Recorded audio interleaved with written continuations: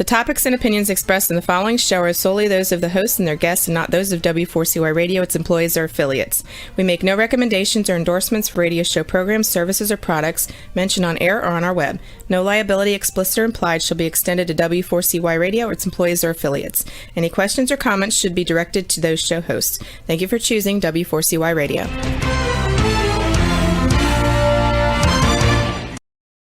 Welcome back, everyone, to the Geeks, Geezers, and Googlization Show, the home of Googlization Nation, where we talk with HR and business thought leaders about the crazy shift going on in the world of business, technology, and HR.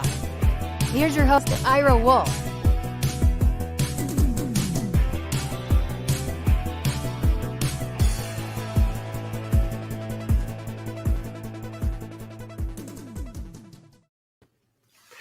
Welcome back, Googlization Nation, and welcome back to another episode of Geeks, Geezers, and Googlization. Have an exciting show today in the HR and business world. There's probably not a day that goes by that you don't hear about diversity, inclusion, equity. They keep popping up. So we're really excited to have Georgene Huang from Fairy God Boss. I guess she's the chief Fairy God Boss. She's chief executive officer and co-founder, and we'll be welcoming her. In the past, we've had a few other people from Fairy God Boss. We had Romy Newman just a few months ago. We had Nicole Garati, I think back in the fall. And if you're not familiar with Fairy God Boss, it is the largest women's career site in the world, and it was just started a few years ago. So we're really excited to have Georgene here, and we're going to be talking about diversity hiring. Of course, the recession last year was in many circles called the she session. And we're on the rebound of that. But what's going to happen to women in the workplace? How are we going to, what's that going to look like as far as the diversity, inclusion? And certainly there is a shortage of skilled labor. Companies in every industry and every location seem to be struggling with that. So we'll be bringing on Georgene very shortly. And then our second segment today, I'm actually going to be doing Q&A about pre-employment testing. There's a lot of myths every single day. I get questions about that, especially since that's what our focus is in Success Performance Solutions. And I've collected a number of questions over time. I've written about some of them, but what I wanted to do was address some of those and help people, understand what the benefits are, what some of the disadvantages, or I won't say disadvantages, but what some of the problems are about pre-employment testing are, what some of the confusion, what are some of the myths. And if you have any questions, please share those, put them in the comments, and I'll try to adjust those. Couple things about headlines. National Federation of Independent Businesses just shared this. 44% of small businesses reported that they had job openings that they couldn't fill. That's double. Think about this. That's double the previous high for the last 48 years. 44%, which means that the highest number of small businesses that had trouble filling job openings was 22%. And as of last month, it was 44%. And the expectation that number is going to continue to climb. That goes along with the Bureau of Labor Statistics report that they had 8.1 million job openings, which was the highest level they've ever reported. Before the previous high was pre-pandemic in 2018. Again, so many companies are really struggling with that. And over the next few weeks, and including today, we'll be talking about what are some of the trends that companies, what are some of the things that companies need to do differently? Because we're just at the beginning of what most economists are talking about, an economic boom through 2022 and 2023. So the good news is the economy is really going to be growing. The bad news is for those who are struggling now with job shortages, it's going to get even more difficult. I want to thank, the former guest of the show was Frank Diana. He's a futurist. I follow him all the time. He puts out some really, really great stories. He had one this morning. I know we talked about some of the challenges, talking about the next normal, new normal, returning to normal, going back to normal, and how there really is not going to be some static place. There's not going to be a light switch or, effective certain date we go back and everything became normal, because normal is a perception, and everybody experienced normal differently. If we go back to the way it was, normal wasn't so good for people of color. It wasn't so good for many women in the workplace. It wasn't so good for lower economic groups. It wasn't so good universally. So what's that normal is, and I don't want to go down that rabbit hole. But he shared something that came up from Peter Hinson, who calls it the never normal. And that sort of aligns with what I talk about on a regular basis, about that we're going to have next waves of normals. That normals, everybody's going to experience normal slightly differently, and it's going to come in waves. We're not all going to reach a certain normal at the same time. But he had this interesting quote. In 1911, Ed Klein took out an ad in the New York Times. I'm not sure who Ed Klein was, but I'll take his word for it. I was attempting to convince people to keep buying horses, not cars. After 100 years, there's only one conclusion. Ed was an idiot. So part of what our role is with Geeks Geezers and Googlization is to help you not become another idiot. There's really a lot of smart people. I know everybody has good intentions, but everybody continues to underestimate some of the challenges and how fast things are changing. Before we bring on Georgene and really get to the meat of what we want to talk about, there's a couple other things. I want to congratulate Ngomo, who is one of our sponsors, along with Success Performance Solutions. Ngomo yesterday just launched their app, the official launch of their app. And I hope you go up and check out ngomo.com. They have 80 coaches right now, and I congratulate them. And so thank them for being a sponsor, and congratulate them as well. And finally, a couple of webinars. This Friday, May 28th at noon, we're going to be doing our monthly webinar with Dr. Ed Gordon.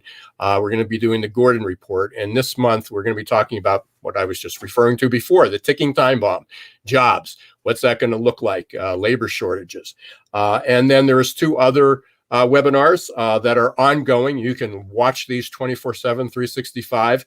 One is the Adaptability Webinar we did on 5/20. We had a great showing, good participation. If you missed it, we have the replay, and we'll make sure that you can, Roxy, if you can put that up one more time, for people to get the website, which is bit.ly/AQAI520. And then I also have my recruitment workshop up there. Duct tape can't fix your candidate experience, which is bit.ly FCDD duct tape. It is bit.ly/FCDD duct tape. Again, those two, the recruitment candidate experience and the AQ webinar, are 24/7. You can watch them anytime. So I appreciate that. And then hopefully you'll join us on Friday with Dr. Gordon at noon. At this point, don't want to prolong this. I want to be able to get Georgene on and talk about what's going on at Fairy Godboss. Georgene, welcome to Geeks Geezers and Googlization. Great to be with you, Ira. So is your official title Chief Fairy Godboss? No, but that's I definitely have my wings and wear a lot of purple.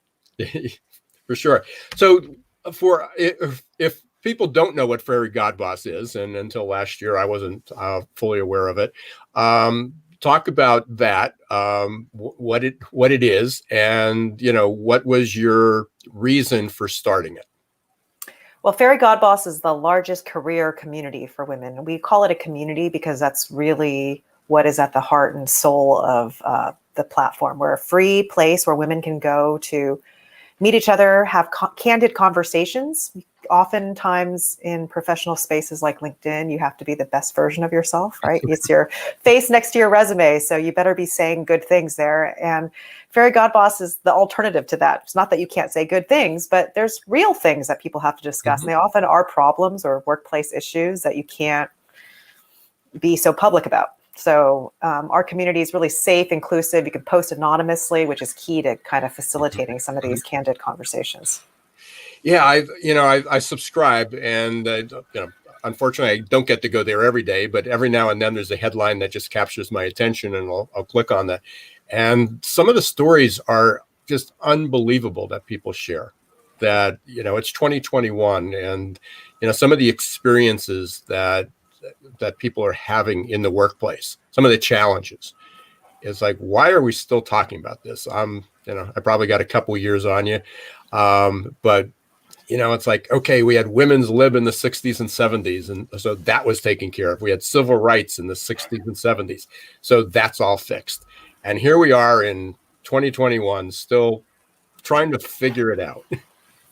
Yeah, I mean, 2017, Me Too, right? The Me Too movement. I mean, things that are physical crimes, like forget workplace things. And some of those crimes happen in workplaces. And we still can't get legislation to fix it, right? Yeah. or people to step up and do that. So what was what prompted you? I mean, you obviously had a successful corporate career. You continued that path. You broke through some, you broke through some ceilings, maybe not as many ceilings as you wanted. But what was your reason for starting, having a startup? I mean, that's pretty. Yes, I'm a first-time founder, and I did entrepreneurial things within the context of big companies in the past. So I think it wasn't completely a new experience, but really Fairy Godboss was born out of a personal misfortune. I was fired when I was 2 months pregnant in one of my last jobs. And it wasn't because I was pregnant, but I was just part of a management shakeup, regime change. I worked for the CEO who was fired.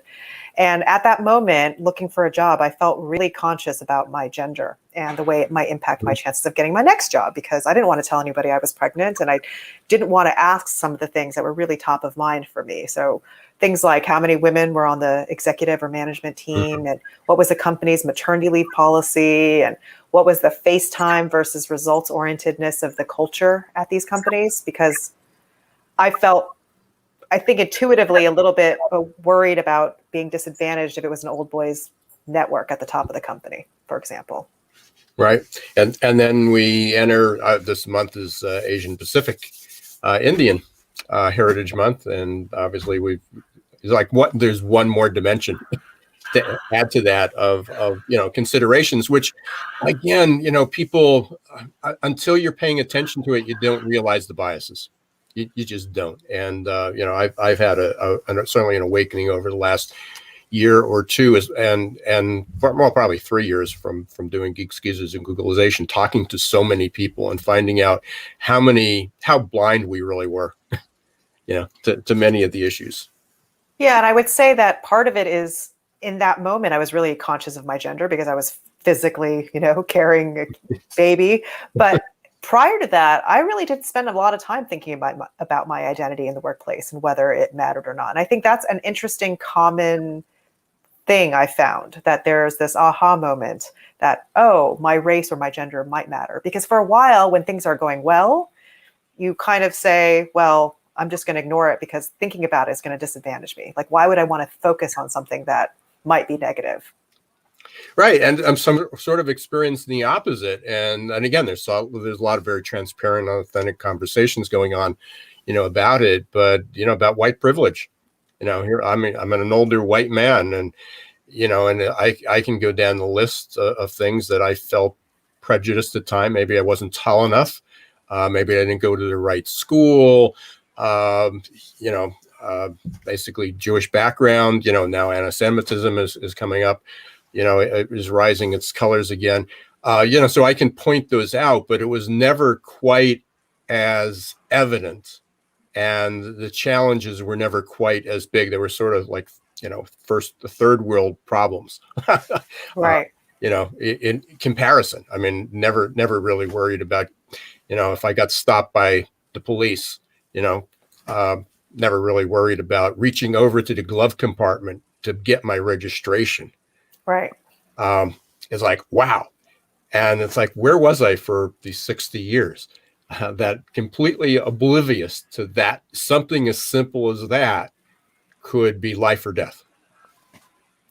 Yeah. So let's talk about the issues at Fairy Godboss. 2020, I mentioned it was the She session. When I talked to you, had a great report that came out just a few months ago. I think it was the State of Diversity Hiring. Is that the correct name? Yes. And I believe you can still download that from the Fairy Godboss site. The one statistic that came out for me, and I'd like to hear what you found revealing, and it didn't necessarily come from the survey. It was a quote that you had, is that if you had 4 final candidates and one was a woman, statistically there was a 0% chance that they would get hired. Yes, it's not very intuitive because mathematically it sounds like it should be 25%, right? The study that's based on was not one that we conducted, but I believe it has been published in the Harvard Business Review. And it's about the fact that the minority candidate on a diverse slate, which is what you're describing, like a lot of companies have tried to implement, I don't know about a lot, but some companies who are trying to become more progressive have implemented rules that you have to have a certain number of underrepresented types of people when you're hiring for a certain role. And that's to make sure that there's adequate consideration for underrepresented people. If you only have one person, the reason why that unintuitive math is 0% is because of all the implicit and unconscious biases that are sort of facing that person when they're the only.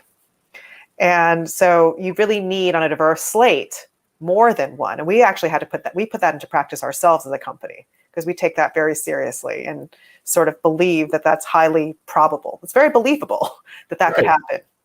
Yeah. Again, it was just so surprising because if you had 3 women and 1 man, then, that was kind of sort of an equal percent chance. If you had 2 women out of 4, there was an equal percent chance. But if there was only 1, which happens a lot, I mean, I've seen that on the slates. I mean, we do pre-employment testing. So I often see for key positions who the final candidates are, what gender they are. I always see is their name, but obviously a lot of that goes away. And it's like, okay, there's sometimes is it a token? Was it just a check off the box for diversity? Or was she really the best candidate? Were the 3 men really as equally was she as equally qualified, or were they as equally qualified? But ultimately, if you're not getting selected, then that's a problem. The focus of that was diversity recruiting.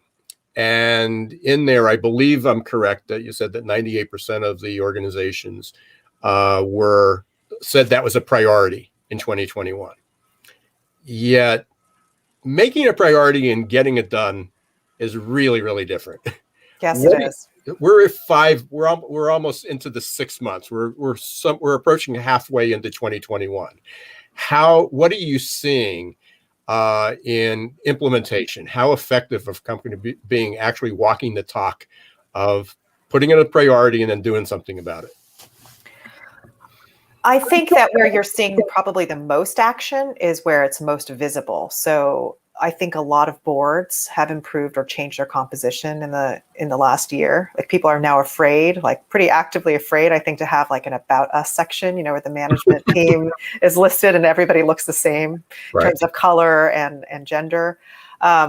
Because it's very visible and people are worried about being called out. There's, people talk about cancel culture. And I think there's a little bit of that kind of public peer pressure happening such that board members and executive teams are really companies are really prioritizing the diversification of that. However, that is a very small percentage of the total employee base at any company. And so I think numerically, I see a lot of action happening there. And then I think the other place where it's easiest to make some changes is at the entry level. The hardest place is actually the place that Fairy Godboss focuses on is probably like mid-career. That's where changes happen in people's lifestyles, or you hit management and you start hitting some roadblocks to career advancement as an underrepresented person. So the companies that are starting to do it well, the companies that, and you recognize them often, what are they doing differently to reach below the senior level? There's a lot of work that needs to be done there. Yeah. Bloomberg did a great report a couple months ago, and what was it? I think there was, out of 100 companies that they tracked, the largest companies, public companies in the U.S., there was one that had a woman of color and one that had a Hispanic, and it happened to be both. She was a woman of color and Hispanic, but there was like 2 companies out of 100 that had an equal representation of women. Especially not only women, but women of color and Hispanic background. So what are the companies that are doing well? And if you can share some so people can go and say, here's what we should follow. Here's a good case study. I think that best companies in terms of behaviors are the ones that treat this like a business problem. Like they actually put the full resources of like business strategy thinking and goal setting and execution around it. So if you say we're going to tie, executive bonuses to a change in demographic diversity, it's more likely to happen than if you don't tie compensation to something, just like a business goal, right? You hit a certain sales target or a certain business outcome, you get a better bonus. Same thing, treat it like a business imperative. And I think there's relatively fewer companies who've done that, but the ones that do, I think everyone's paying a lot more attention to the outcome. And setting those goals publicly and then reviewing them is another big part of accountability that makes it real. So whether or not you tie pay to it, if you made an announcement, like Accenture several years ago said, we're going to get to 50-50 completely through the entire org by 2025, men and women. That was really brave because they, and every year they keep reporting on their progress to it. Well, now, and again, this is for publicly traded companies, but now SEC is going to have to be a disclosure for the new disclosure requirements. It's going to have to be much more visible, but that's only obviously the largest companies, and 98% of businesses in the country are small companies, which could be 500 or lower. So below, so it's not necessarily a super small company. What are there some specific steps or specific things that, other than walking the talk and making a priority and actually working, what are the steps like that Accenture takes to make that happen? I can't speak for any of their internal processes, but in my head, there's definitely a systems approach to it. You said you changed. Yeah, I think first you have to measure. You can't set goals before you measure what your current state is, right? So a lot of companies don't even really know. Oh. Particularly the things that are not visible. Like maybe a gender, you can make inferences, or race, you can take guesses, although there's more and more mixed people in terms of heritage. My children have a mixed racial ethnicity. I don't know what assumptions are we made about what ethnicity they are. Check on the census, right? Right. So, and then of course, sexual orientation, you would never be able to tell, and on and on. Veteran status. There's a lot of things that are not visible, and so if they're not measured, you can't even set goals. So I think measurement and systems is very unsexy, but it's like HR data and analytics. How much investment does a company make in that? Do they understand what the applicant pool is? Are they seeing lots of men apply, and that's why the slates or the hiring is happening the way it's happening? Or are they actively trying to make the top of funnel, treat it like a marketing activity, more diverse and representative of the population? And I talk a lot about the candidate experience and talking about branding. What's the messaging? Who's visible? And just having your marketing department change the image or the photo that you use, it may be a good start, but then you get into the language. What language is it? So, you talk about job postings, and there's a couple really good companies out there that you can go through the analytics. What's the language? What language are you using in your posting? Is it more geared toward male or female? So where do people start falling out? And then you get into the human biases of, somebody comes in, and I'm sure there's, I started my business career 40 some years ago, and I still remember when you'd hire and we go, well, we don't want to hire 18 and 19 and 20-year-olds who they're going to get pregnant. I was like, okay, and what? So yeah, there's a whole lot of biases that go into it, and thinking about the process from the very beginning. And that would be my advice to companies, is looking at like employment brand. What's the brand? What's your imaging? Who's your target audience? And again, it goes beyond just women, men and women. Obviously, that's your focus, but people of color, Sure. Hispanic, sexual preferences. But certainly the languages. I look at job descriptions. Job postings are horrible anyway. But now we're taking it to a whole other level when you start talking about some of the the words. Yeah, I mean, it's supposed to convey what the job is. It's supposed to be a compliance document, and it's supposed to be a marketing document. It's a lot. Well, it shouldn't be a marketing document. The marketing document should be a different message. I mean, you don't, companies don't share their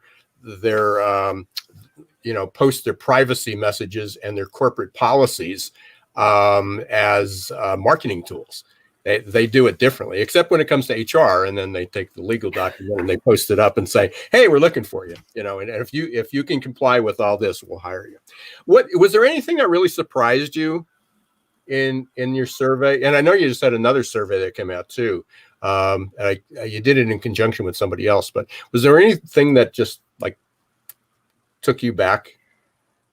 I think that I at this point, I'm so close to so many different kinds of women's experiences. I mean, there's not a lot that surprises me, but the more recent study you mentioned is a really important one, because it's about the intersectional experience of being a woman of color. And what is really interesting there is that women of different colors have different experiences and different stressors. Oh, you're not all the same. Yeah, no. It's like and that, I think it's just good to see that it's not just you can say, okay, you have a worse experience because you're a double minority in some way, but that you're more likely to drop out. You're like objectively, and then look at the data. Women of color did drop out more. Right. So it's like more women dropped out than men, and then more women of color dropped out than white women. And that just shows the impact of that reality of stress and being sort of having less power and less influence in the first place, and therefore having more reason to drop out. Yeah, I mean, really a striking. I think it was a result from one of the surveys that I just read, and it was an image. And until you saw it, you can hear it, but until you saw it physically laid out. And I think it was women in average, white women get paid 81 cents on the dollar. So that's one form of discrimination. Black women were 63% or 62% on the dollar. And then Hispanic was like 54 cents on the dollar. Which just the disparity is just crazy, but it's just another example of exactly the massive inequities, that go on. We've just got a few minutes here. One question I'd like to always ask is, and part of your answer is probably what you hope happens. What do you think will happen? 12 months from now, you have your guest back on here. We're talking again. Are we talking about the same thing? What are we going to be? What's going to be happening 12 months from now? I actually think there's been a lot of hope in my corner of the world, because when companies set these multi-year goals, I don't think it's just a flash in the pan PR kind of statement. Like we're one day after the George Floyd murder anniversary, and that really changed the conversation in corporate America, and it's still happening. Like I talked to someone the other day who said, well, maybe it's a little bit less intense than it was in January. And I said, okay, yeah, but it's still there in a way that it wasn't there. And some people are talking about this as being a civil rights sort of moment, maybe 2.0 or 3.0. Mm-hmm. And I think that gives me a lot of hope. And I'm also seeing it play out in the way that diversity is even talked about in the corporate space, like intersectional diversity is being talked about way more than it ever was talked about. And that makes things more complicated, because it's not going to be as easy as, women, Black people, gay people. It's like, you could be all three. Right. Right. And how do you deal with that? But at the same time, that complexity is necessary and probably at the heart of actually how you really start over. It's like what you teach your kids, right? It doesn't matter what color or type of person your friend is in school. You treat them well. Right. Gets down to some basics. Just treat people fairly. So, and for who they are. I mean, it was the golden rule was, treat people like you like to be treated. Tony Alessandra and Michael O'Connor came up with the platinum rule years ago. I don't know if you're familiar with the platinum rule, but the platinum rule is treat people like they would like to be treated.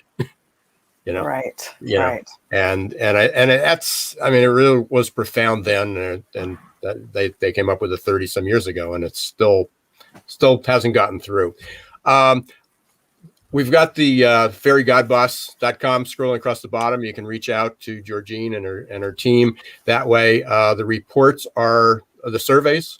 The most recent one and the one that I mentioned earlier are both available up there. I highly encourage people to subscribe to the community, especially if you're a woman, but also if you're a man.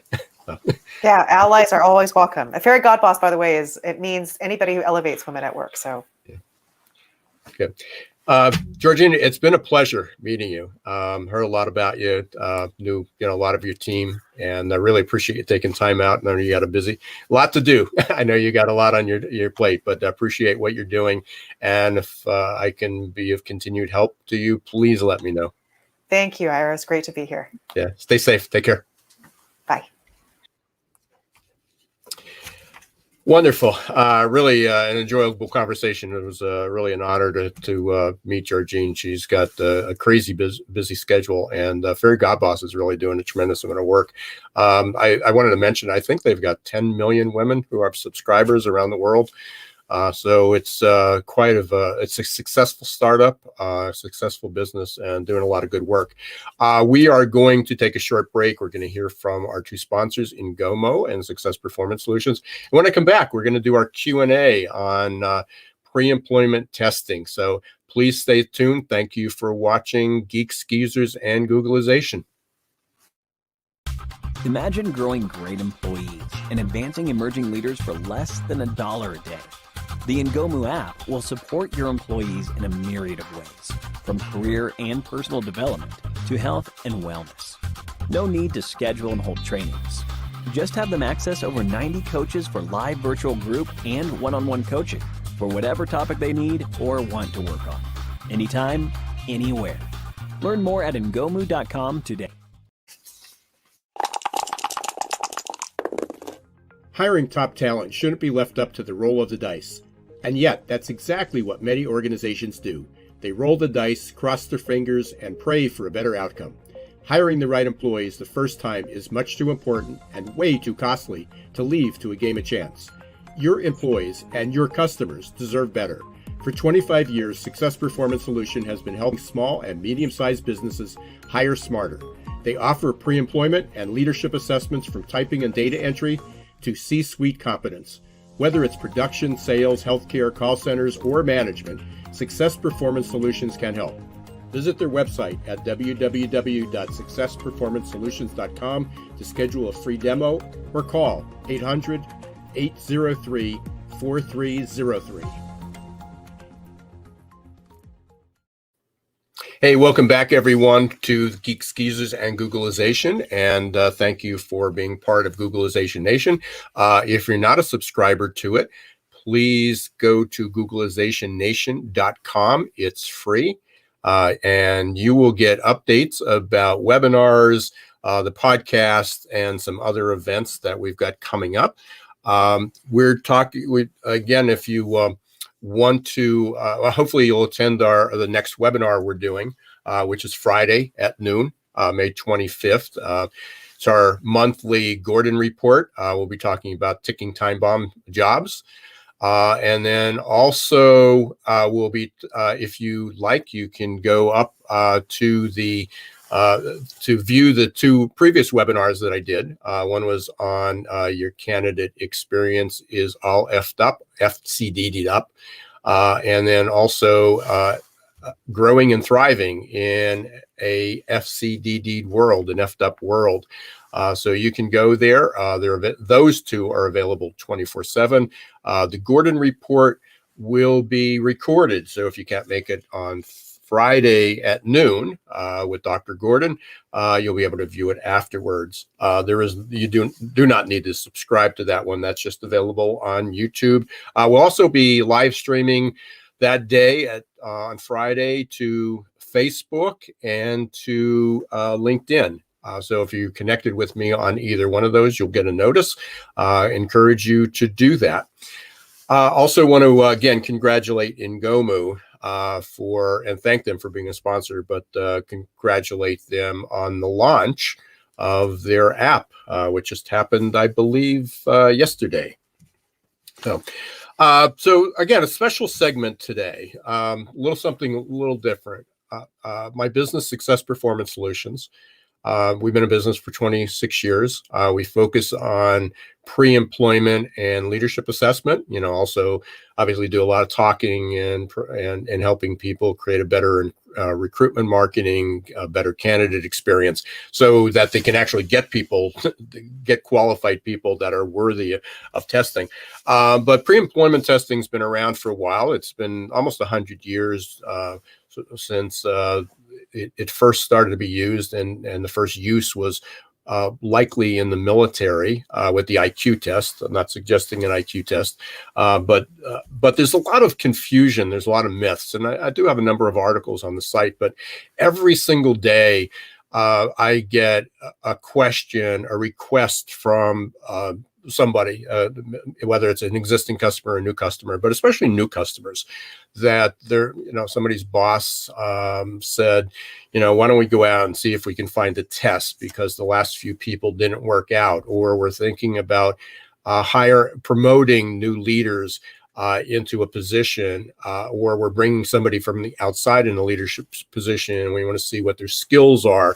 We do their interviews, but we know that people don't always tell the truth in interview. They're trying to put their best face on, and that's one of the best uses for pre-employment testing, and that's a broad term. So we'll talk a little bit about what's included with pre-employment testing. It's not just personality testing, but what does that mean for the company? What does that, how does that help you? And one of the most common questions we get is it legal to use pre-employment tests? And the answer is yes. In fact, the Department of Labor has I'm drawing a blank on what the title of the download, the document is. But they talk about the proper ways to use pre-employment testing. And certainly the test needs to be validated, which means it needs to test for what it's supposed to test for. So just as if you went to a medical test and you needed to test your blood sugar, you would need a glucose test. If somebody was testing for iron instead of glucose, it's not very valid. It may be accurate. The measurement of your iron or your iodide or your potassium or whatever it might be an accurate measurement. But if it's not measuring what it's supposed to measure, so when we measure extroversion, it needs to measure extroversion. If it's measuring detail orientation, is it really measuring detail orientation? And the organizational psychologists, industrial psychologists, psychometricians, all take care of that. We don't do that. But they take care of that. So they're making sure that there's a validity. And then there's a reliability, is if I'm having a bad mood today, does that change my score? Because that wouldn't be very accurate. Because if somebody's nervous at the interview or somebody's putting their best impression on, can they lie about it? How do we detect that? So there's a number of factors that it needs to be valid and it needs to be reliable, that over time, people would get a similar result. So going back to the question is it legal to test, to use pre-employment testing? And the answer is absolutely yes. In fact, the Department of Labor and the EEOC list all the things that are considered assessments for hiring. An assessment for hiring includes your application. So is your application valid? Are you asking for all the information that is only pertinent only relevant for the job. It may be important to get that information, but if you hire them, but for screening, is it required? Do you need to have their address? Do you need to have their city and state? Not only does it introduce bias, but does it really help you hire that person? And the answer is no, but it's included on there. So people tend to put pre-employment testing in a different category, and in some respects it should be. But the reality is pre-employment testing needs to comply, or the other aspects of your hiring need to comply with the same regimen and the same scientific science behind it as your pre-employment test. So your application, people tend to ask a lot of information there, thinking that it's just the form that needs to be completed. But the reality is it needs to also comply with the validity, the accuracy, and the job relevancy of that. So the factors that when we talk about legal, and again, I'm check with your attorneys. I'm not an attorney, but it is my specialty, so I try to know as much about it. Is that test needs to be valid, needs to be reliable, but mostly where most problems show up, where companies have been sued and lost, anybody can be sued, but sued and lost. Some of the case law that's out there is either using a test that's inappropriate, so that gets to the validity. They're using a test that's designed for medical, such as the MMPI, the Minnesota Multiphasic Inventory. People use that. That's a medical test. It was constructed and validated to diagnose clinical mental illness. Important to know. It would be nice to know if somebody had a mental illness before that might affect their performance on the job or put other people at risk. But testing, medical tests are a whole other game. We're not talking about that, but companies have tried to use that as well. But what we're talking about, mostly where companies get messed up or put themselves at risk, is when they're using a test that's not relevant to the job. For example, there was a big case law a few years ago that the company, with good intentions, wanted to identify their warehouse, their frontline the hourly frontline people that they were hiring. Did they have leadership capability? Because they knew that they needed to build their leadership pipeline. But to get the job, to do that particular job, they did not need to have leadership skills, but they used the leadership assessment to test frontline workers. The problem with that is that discriminated against a lot of minorities, and they did not meet the EEOC guidelines for that. They were weeding out a lot of minority, the protected class. The challenge with that is that it was a good test. It was valid. It was used at the wrong time. Now, they could have used it after they hired to see which people they wanted to, how they needed to groom them, which people might have the best hardwiring to become a leader, but they couldn't screen out frontline workers. They couldn't screen out their warehouse workers using a leadership test because leadership wasn't required to do that job.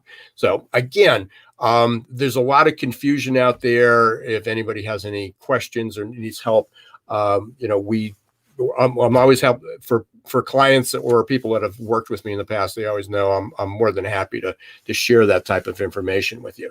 So the reality is on that list of whether it's a reference check, whether it's an application, whether it's your interview, whether it's your manager, your interview questions you ask, whether it's the managers who are doing the interview, is all the way down that line are considered assessments. And your pre-employment test doesn't have higher standards and it doesn't have lower standards. Every aspect of your hiring process needs to meet that particular standard. So they are legal.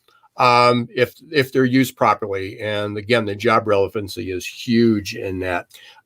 We've got a few more minutes here. One of the other objections is that we can't afford to lose candidates. And I would agree that you need to make sure that the assessment isn't turning away candidates. But one of the biggest problems that we have, that we see with clients, is that in the past, and we recommend this as well, it's just a different marketplace now, is that you had an application. You ask the candidate to complete an application, and that's a whole other story, but sometimes you can't get enough applicants to complete the application. But assuming they did finish the application, asking them to complete an assessment before you've had any engagement, before they even know that you received the application, before that they were acknowledged as, hey, thank you that we received your application. It looks like you meet the minimum basic requirements. We would like you to go to the next step. And that next step could be, hey, thanks. We'd like to set you up for a quick interview, a quick screening, or an alternative might be, the next step might be to complete an assessment. I do recommend having some type of personal contact or an email contact, a kind of an acknowledgement with the candidate before you ask them to take the assessment. That could be automated, but ideally it would be, we've reviewed your application, and having even a 5-minute screen, and then at that time asking them to do that. When you do it that way, when you have some type of engagement between the application and asking them to complete the assessment, the completion rate of the assessments is in the 90%. We have many clients that are approaching 97, 98%. There's always somebody that might object, but that's okay, because if they object to the assessment and that's part of your hiring process, now you understand how they will deal with things that they don't like to do. They will object. If you're looking for people that will voice their opinion and stand up for principle, great. They've passed that test without even taking the test. But if you are looking for people that are going to fit into your general culture, that are going to comply with things that are required and not question every step that you take, then you'll have a higher rate of completion if you don't do it in the beginning. Now, part of that decision of doing it where you actually do it will also depend on how long it takes. I've heard recently of clients of tests taking an hour and 2 hours and 3 hours. That's ridiculous. Because with automation, with technology, because the science is so much better, we were using a test recently that had 300 questions, and after a revalidation, realizing that there was 140 questions that were not as critical, they didn't have the same relevance. They weren't. You can remove those questions and still have the same high validity and reliability with it. So why ask all those questions? So there's a way to cut that down. The average time of most of our assessments, we have some that are short as 5 minutes, and most of them take 15 to 20 minutes, which is certainly acceptable. If we add some additional time, if we add some cognitive testing, that's all part of that. I hope this was helpful, at least in dispelling some of the myths and helping answer some of the questions and what some of the objections are. I barely scratched the surface, so hopefully we'll do this again in another week, but we're almost out of time today for Geeks, Geezers, and Googlization. So I want to thank Georgene Huang from Fairy Godboss for being part of for being our first guest and helping us understand diversity hiring, diversity recruiting, and how you can build a more robust, a more equitable organization. I want to thank you, all our listeners, for being part of this. We're in the top 10% of podcasts according to Listen Notes, and that wouldn't happen without you. One reminder to subscribe to Googlization Nation at googlizationnation.com, and one again thank our sponsor Ingomu. And congratulations to them one more time at helping people be more with their new app, and also Success Performance Solution for being a sponsor. Reminder, Friday, May 28th at noon, we'll be doing Ticking Time Bomb with Ed Gordon. And you can get to that by going to bit.ly/Gordon Report 521, Gordon Report 521. And until next week, don't let the shift hit your plans.